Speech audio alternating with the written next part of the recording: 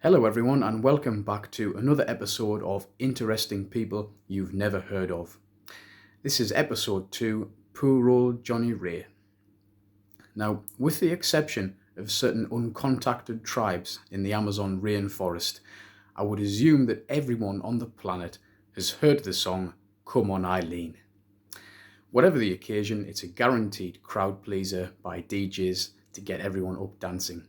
The opening line goes, "Poor old Johnnie Ray sounded sad upon the radio, moved a million hearts in mono. Our mothers cried. Sang along, who'd blame them?" Now, after this, the lyrics are rather unremarkable. The singer incites the eponymous Eileen to come on, and it really doesn't get much more complex than that. But the opening line always made me curious. Who is Johnnie Ray, and why did he sound so sad upon the radio? So I endeavoured to find out. I googled him. Johnnie Ray was an American singer from the 1950s. He was actually very popular in his day, and as an old music aficionado, I'm quite surprised that I've never heard of him. So I went on YouTube to listen to some of his songs, and he really was sad. He was a good singer, brilliant vocalist, but he was very sad. Some of his melancholy hits include I'll Never Fall in Love Again, Cry, Here Am I, Broken Hearted, Somebody Stole My Gal, and The Little Cloud That Cried. He's got quite a theme going there.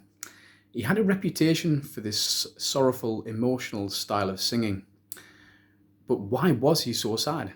Let's take a brief look at his life. John Alvin Ray was born on January 10th, 1927 in Dallas, Oregon. He began playing the piano at the age of 3, and at the age of 12 he joined the local church choir, where he developed the passion for singing that would later catapult him to stardom. At the age of 13, Johnnie Ray actually became deaf after an injury he obtained in the Scouts. He later came to believe that his deafness and the subsequent need for sincerity was pivotal to his career.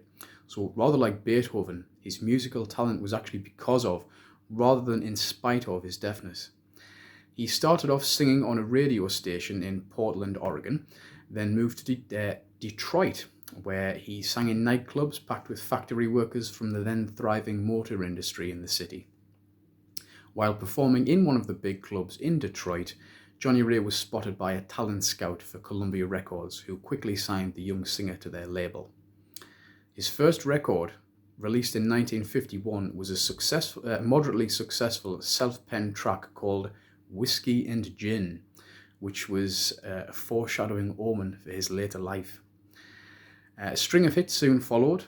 After appearing on The Ed Sullivan Show, his emotional delivery, which included such theatrics as falling to the floor and crying on stage, soon made him into a teen idol, adored by young women everywhere, which is somewhat ironic considering Johnnie Ray was not so keen on the young women. He was far more keen on the other men, which in the 1950s made life difficult at best, and at worst could derail his entire career.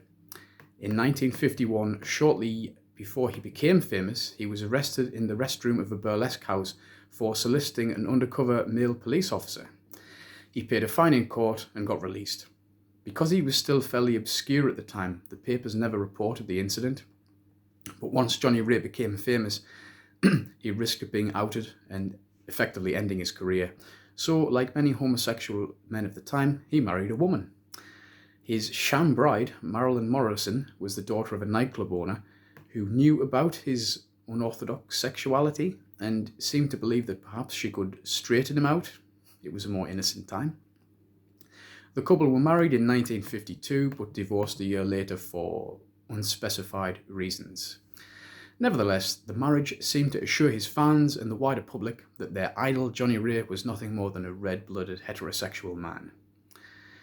His initial career rise was meteoric, and in the middle of the 1950s he enjoyed hit after hit, but by the end of the decade his star was beginning to wane. In 1959, the singer was arrested again for soliciting sex, this time in the restroom of a bar known for its gay clientele. This time the newspapers reported the arrest. Homosexuality was still illegal in America, and public opinion was very much against it.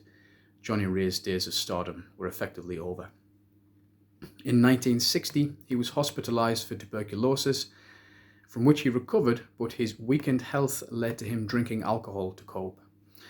Throughout the 60s and 70s, Johnnie Ray continued to perform, but his concerts were far more low-key and he was no longer regularly mentioned in the national press. Apart from a few brief appearances on television, his popularity and recognition faded. His declining career led to more heavy drinking. And finally, in early 1990, poor health forced the singer to check into the Cedars-Sinai Medical Center in Los Angeles, where he was diagnosed with severe liver failure, undoubtedly the result of his years of heavy drinking. Johnnie Ray died on February 24th, 1990, age 63. Poor old Johnnie Ray indeed. What's interesting is that the song Come On Eileen, which mentioned him, was released in 1982 while he was still alive, so he undoubtedly heard the song. I do wonder what he thought about being an object of pity in a song by a bunch of guys from Birmingham wearing dungarees. The sad thing is, if Johnnie Ray had been at the height of his fame today, his sexuality wouldn't even be an issue. I mean, there are so many successful gay singers nowadays. I don't need to list them here, you know who they are. Times certainly have changed for the better. So I think tonight I'll pour myself a whiskey, dust off the old record player and play some rock and roll LPs. Let me know in the comments section what you thought of today's video. If you have any suggestions which interesting but obscure person I should feature next, please let me know. If you're enjoying this channel, do feel free to like and subscribe. I'll be very grateful. Thank you again for watching, and until next time, goodbye.